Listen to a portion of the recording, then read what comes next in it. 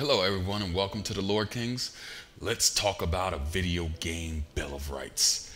I feel like we finally got to a time where the game developers and the game players are out of whack. There's a And divergence this in the isn't force. because one side wants to take advantage of another. It's because just in the last 4 years, there've been so many new business models, so many new ideas, play, so many new online, concepts that the Xbox old Live. business What do I do? model just isn't working anymore.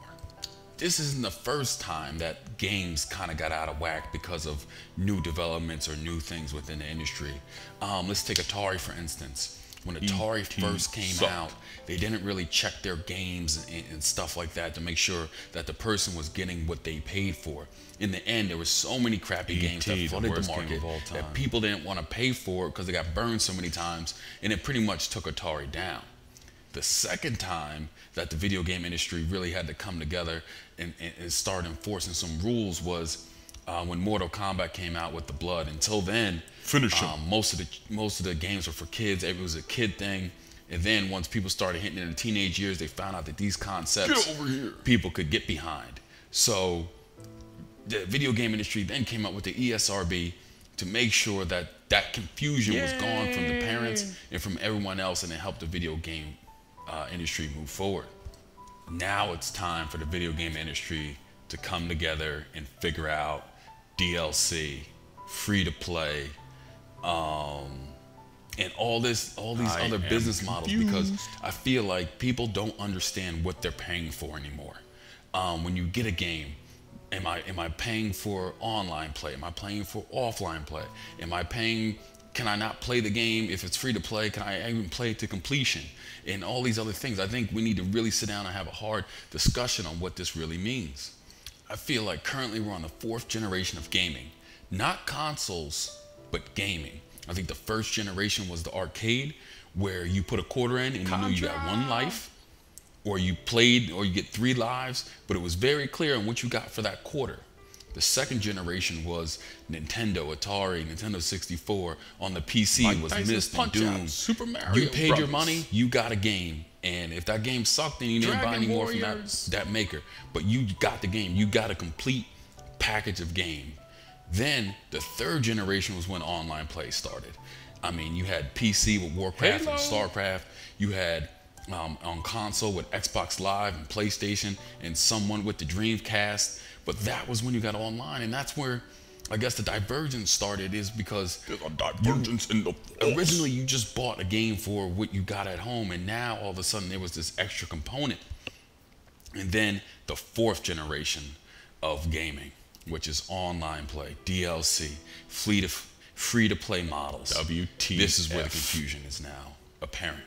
W On the PC, it's a little different than a console. F. But I believe it's still out of whack everywhere you go. You can buy one game that gives you free online. You can buy another game that you have to pay monthly. You can buy one game that has kind of a hybrid system. I think there needs to be a rating system, almost like the ESRB, but for the content that you're getting in the game. I feel like this will bring about the 5th generation of gaming, in which all aspects of gaming is finally monetized to a certain way, so everyone can actually know what they're going to get at all times across all platforms in gaming. If we don't, I fear that the same thing that happened to Atari will happen soon. It'll be a race to the bottom on the console. How little can we put in the game and then charge above it for DLC? Online, it's going to move to a free-to-play model on the PC because of all the pirating and everything else, and that will cause these free-to-play models where you can't even finish the game to completion, and you're just going to be nickel and dimed all the way through the game. And that's not a good gaming environment. That's going to turn off gamers. Not at all. Okay, I'm going to talk about how both sides went wrong, but let's talk about the gamers first. Where gamers went wrong is the pirating on PC. The pirating on PC has gotten to such a level that now it's affecting the console players. And you're like, well, what do you mean? How's it affecting the console players?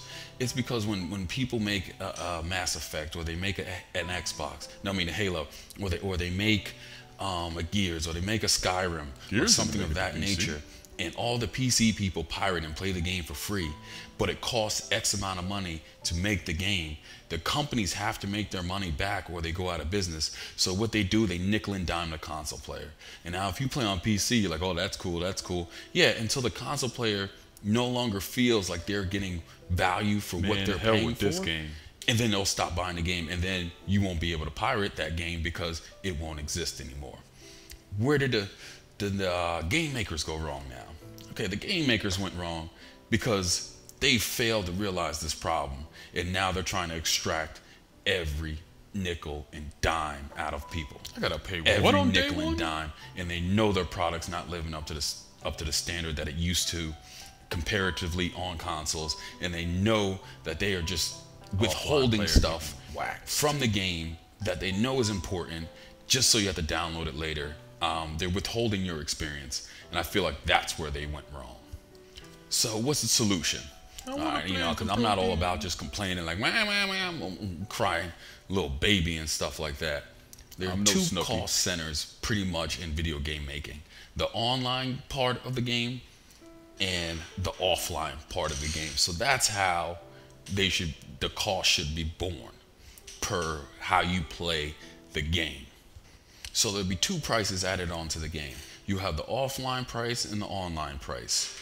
And that'll be packaged with the disc, and you could just have it the same way you have it now, in which you have a normal game and an extended copy of the game. And both will be judged and rated for how much you can charge. So say if you're a Mass Effect player and you're going to buy an RPG, if your RPG only has so much gameplay hours or however you want to decide it in the future with this commission, then it's only this amount of money. So if you only have like say 30 hours of gameplay, you can only charge $40 for that gameplay. And then if there's X amount of breadth for online pay, then the day you buy the game, you pay for that extra online pay, a one-time fee. So that if someone's buying the game, rebuying the game through GameStop or something like that, they will still have to pay that one-time online fee. Or for just the strictly online players, you're able to download strictly the online part of the game, and then you never have to you don't have to extra pay for the RPG side. Because let's get it right. If you're buying Call of Duty and you playing it just for online, why are you paying for the offline stuff? Why am I paying And for that's that? the problem. I think I don't use the that. online players are playing too much, or they're paying for stuff that they don't use, and it's vice versa. And that's where the problem's coming in. That's where the value is not being gained by the person. All right, now the solution for the PC is a little bit different, because obviously the PC is a different animal. First of all PC games you should have to register online, period, just to play it. Registered. I don't care if you get a text message. No I don't care more pirates. what it is. Your pirating is squeezing the industry. I mean, it's just flat out. You're squeezing the industry, and that's hurting everyone. That's making them the nickel and dimers that they are now, because you're forcing it. And if there's a free-to-play game, you should be able to play that game and be able to compete, unless there is a written warning somewhere saying that you will not be able to complete this game unless you pay some money. Now the current business model is, especially with League of Legends, like it's mostly add-ons, and you wind up spending just as much as a subscription-based game online. That brings me to my next point with subscription-based games like World of Warcraft. If you're paying subscription, you should never pay another nickel to play the game or to get everything on the game. Another period. nickel. And that's it. I really don't know, honestly, what to do with kind of the Diablo hybrid model. That's the only one I'm still challenged with. But I think if they all got together and figured this damn thing out, then that we can do that. But at the end of the day here, the goal is to make sure everyone knows what they're paying for. Everyone. And that is the goal. That is the goal. What am I paying for? And I think once that disconnect is gone, then we can move forward in gaming. But as long as that disconnect is there, and it is there right now, and it's real, then I feel that gaming will continue to suffer because people honestly just have no idea what they're paying for.